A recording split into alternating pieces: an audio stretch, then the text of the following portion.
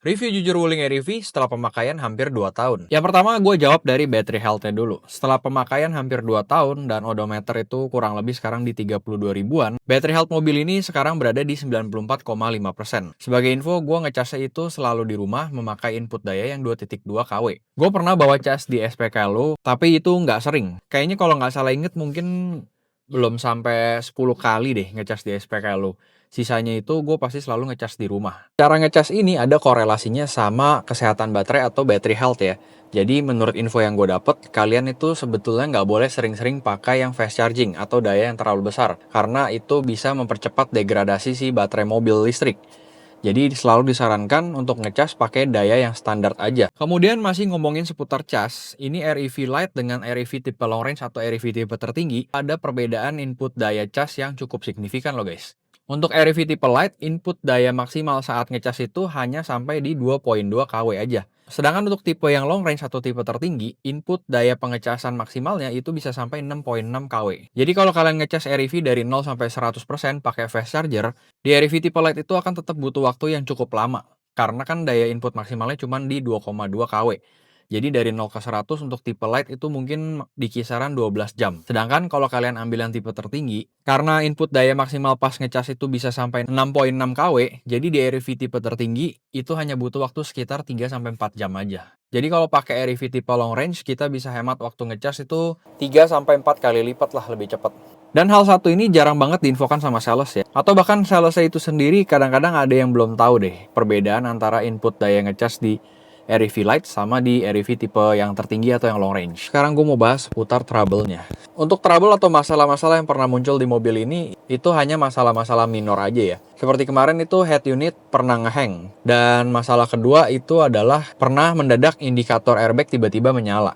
Tapi ternyata itu cuma masalah software bug aja. Jadi pada saat kita servis rutin, itu softwarenya tinggal di reset, kemudian penyakitnya sembuh semua. Terus mobil ini juga baru selesai gue bawa servis rutin yang ketiga. Dan yang kemarin itu hanya menghabiskan biaya sekitar 88 ribuan. Dan ngomongin servis rutin, kalian kalau beli mobil listrik itu jangan sampai kelewatan ya. Dan harus selalu servis rutin di bengkel resmi. Menjaga garansi baterainya itu tetap aktif. Karena kalau enggak nanti bisa dijadikan alasan untuk menghanguskan garansi baterainya. STNK mobil ini juga baru gue perpanjang sekitar 2-3 bulan yang lalu. Dan pada saat itu gue hanya bayar SWD KLLJ kurang lebih sekitar 178 atau 180 ribuan gitu. Untuk pajak mobilnya itu sendiri atau PKB-nya, mobil ini masih 0 rupiah guys. Overall gue cukup puas lah pakai mobil ini untuk jadi kuda harian di dalam kota. Dimensinya kecil, terus torsinya instan ya, khas mobil listrik. Kemudian nggak usah pusingin beli bensin lagi. Perawatannya juga simpel banget, terus bebas gage. Dan yang terakhir itu pajaknya masih gratis. Jadi ya menurut gue masih worth it banget lah untuk beli mobil ini ya. Cuman nggak ada gading yang nggak retak ya. Ada sisi positif, pasti ada sisi negatifnya. Untuk sisi negatif pertama di mobil ini adalah reclining kursinya yang sedikit banget. Jadi untuk kursi depan itu hanya bisa di recline sampai segini aja cuy maksimalnya. Ini kurang lebih mungkin sekitar 45 derajat kali ya. Nah kalau kayak gini, ini jadi pegel gitu. Jadi kurang nyaman kalau kita lagi di dalam mobil nungguin orang atau gue kan driver nih. Gue lagi nungguin penumpang atau lagi nungguin orderan. Itu ini kurang rebah cuy. Cuma bisa maksimal segini aja, jadi posisi duduk kita saat lagi nunggu itu nggak relax, kurang relaxing lah. Seandainya ini bisa rebah lebih sedikit lagi kan masih lebih enak menurut gue. Tapi kalau segini tuh jadi serba salah ini. Dan ini menurut gue faktor yang cukup vital ya, karena sayang banget gitu. Kenapa nggak bisa sampai direbahin agak lebih rebah lagi. Soalnya kan kalau kita nunggu di mobil listrik atau di dalam EV, kita nggak perlu pusingin yang namanya boros bensin. Jadi mobil bisa tetap terus nyala, AC tetap terus nyala. Seandainya ini bisa lebih rebah kan, jadi kita nungguin orang atau nungguin penumpang bisa lebih rileks. Tapi kalau kayak gini kan jadi nggak bertahan gitu. Ini serba salah jadi duduknya. Terus yang kedua masih seputar kursi juga. Kursinya itu busanya agak tipis ya dan agak keras. Tapi itu hal yang bisa dimaklumi ya, karena kan mengingat si Air-EV ini adalah kelas entry level aja di dunia mobil listrik. Jadi ya itu hanya bukan komplain sih, hanya sharing aja. Untuk yang bener-bener komplain itu dan sangat disayangkan ya ini, kenapa sudut recliningnya ini hanya bisa sampai di sini aja. Kurang lebih ini cuma 45 derajat gitu. Seandainya bisa sampai mungkin 75 agak rebah dikit, atau bahkan bisa rebah sampai datar gitu seperti mobil pada umumnya kan lebih enak ya. Minus yang kedua itu adalah peace of mind. Jadi selama hampir 2 tahun gue pakai mobil ini, itu gue masih selalu ditakutkan atau dihantui sama biaya pergantian baterai.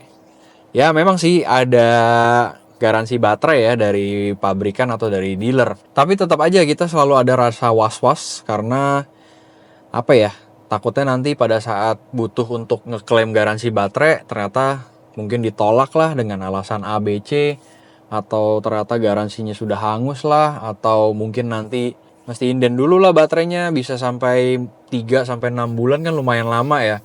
Dan masih banyak hal lagi yang bikin rasa takut tuh ada. Yang ketiga, sisi negatifnya adalah tetap rasa takut juga. Jadi masih nyambung ke yang nomor 2 ya, peace of mind. Rasa takut yang ketiga ini adalah gue takut ada perubahan atau bahkan penghapusan kebijakan yang beneficial buat EV. Seperti bebas gage-nya nanti tiba-tiba dihapus, terus subsidi pajaknya tiba-tiba dihapus juga. Lalu yang terakhir ini takut juga sama biaya listrik yang diem-diem dinaikkan secara perlahan gitu. Jadi kan kita sebagai pengguna kita nggak nyadar. Jadi minusnya EV ya di situ. Kalau amit-amit yang tadi gue bilang itu terjadi, kita sebagai pemilik EV cuma bisa angkat tangan sih. Ya wassalam semua ya. Maksudnya EV ini pada saat baterainya udah rusak, udah nggak bisa dipakai, ya udah bener-bener cuma jadi seonggok besi tua aja. Paling nanti kalau nggak dikanibalin ya dikiloin gitu. Keunggulan satu-satunya atau keunggulan paling mutlak di EV dibanding dengan mobil bensin atau mobil ICE ya, internal combustion engine, itu yang paling mutlak adalah di simplisitasnya aja. Jadi memang buat kalian yang nggak mau pusing sama mobil gitu ya, taunya mobil itu adalah sarana transportasi dari titik A ke B, cuman jadi kuda harian aja, EV ini cocok banget cuy. Simpel banget, nggak ada tuh yang namanya ganti oli mesin, ganti oli matic, pusingin ganti timing chain, terus fan belt lah. Nggak usah pusingin tiba-tiba matic jeduk, tiba-tiba oli ada yang rembes, dan masih banyak lagi lah whatsoever penyakit-penyakit mobil bensin itu ya, internal combustion engine. Jadi kalau pakai EV ini simple banget, tinggal masuk mobil, nyalain, bleng, kita gas aja sampai di tujuan, beres. Terus nanti udah selesai pulang lagi. Nggak perlu bener-bener pusingin bunyi-bunyi aneh dari sektor mesin, dari sektor matic. Udah tinggal gliding aja lah pokoknya mobilnya. Nah itu adalah menurut gue benefit atau kemenangan yang mutlak ya dari sebuah EV dibanding mobil bensin. Karena kalau kita nilai dari segi irit, sepertinya sama aja ya. Jadi penghematan yang kita dapat dari nggak beli bensin itu baiknya tetap ditabung. Karena kan kita nggak pernah tahu nih kalau pada saat nanti baterai mobil ini rusak, ya kan entah garansinya udah habis kah, atau garansinya ternyata hangus, nggak bisa diklaim, atau ternyata baterainya masih inden lah, bisa mungkin 3-6 bulan, atau bahkan mungkin setahun. Bisa juga ternyata bisa ngeklaim garansi tapi antri, karena kan pengguna EV ini udah mulai banyak ya. Jadi kalau amit-amit nanti pada saat mesti klaim garansi baterai dan semua umurnya tuh sama, udah otomatis kan pasti ada antrian yang tercipta gitu. Jadi menurut gue ya uang atau dana yang sudah dihemat dari nggak beli bensin itu ya sebenarnya nggak bisa dipakai secara bebas juga. Misalkan kita sebulan nih dari kalau pakai mobil bensin kita habis beli bensin 4 juta. Kalau pakai EV kita cuman habis biaya listrik sekitar 1 juta. Berarti kan ada penghematan 3 juta. Tapi penghematan 3 jutanya ini nggak bisa dipakai untuk kita foya-foya atau kebutuhan lain. Tetap sebaiknya kita simpen, kita tabung untuk dana darurat kalau nanti mobil listrik ini tiba-tiba baterainya rusak dan kita nggak bisa klaim garansinya. Tapi kalau mau mikir positif sih harusnya kedepannya baterai bisa jadi lebih murah ya. Jadi walaupun nanti amit-amit garansinya nggak bisa diklaim, ya harga baterai mobil listrik itu sendiri udah lumayan terjangkau. Karena kan kalau kita ngelihat dari teknologi di handphone, baterai-baterai handphone lama pasti lama-lama harganya turun ya, harganya lebih terjangkau dibanding dengan baterai-baterai yang keluaran baru. Tapi ya nggak ada yang tahu ya, who knows, itu cuman opini pribadi gue aja. Kesimpulannya guys, untuk pertanyaan yang ini, battery health mobil gue itu sekarang berada di 94,5%. Untuk pemakaian kurang lebih hampir 2 tahun, dan odometer di 32.532 untuk detailnya. Dan sebagai early adopter EV, gue cukup puas lah sama mobil ini. Hingga sampai video ini dibuat ya, sampai saat ini. Karena kita nggak pernah tahu nih perkembangan EV ke depannya gimana. Gue nggak tahu ya. Jadi yang gue bilang adalah, gue pribadi sebagai early adopter, ya sampai saat ini gue masih cukup puas. Karena untuk pemakaian dalam kota, dari segi biaya, terus dari segi simplisitas, itu REV ini dapat semua sih. Sekian review jujur dari gue sebagai pengguna REV ya. Disclaimer, semua informasi di video ini adalah berdasarkan pengalaman dan opini pribadi gue.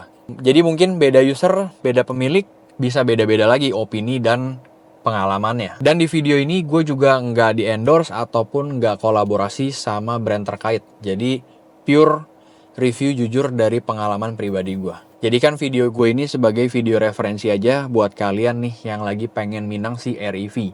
Jadi kalian bisa tahu, oh gue mendingan beli REV yang light atau yang long range. Terus bedanya yang paling signifikan tuh apa? Kemudian gimana sih dipakai dalam jangka panjang? Kalau gitu, sampai di sini dulu video kali ini ya. Thank you for watching. See you in the next video. Bye.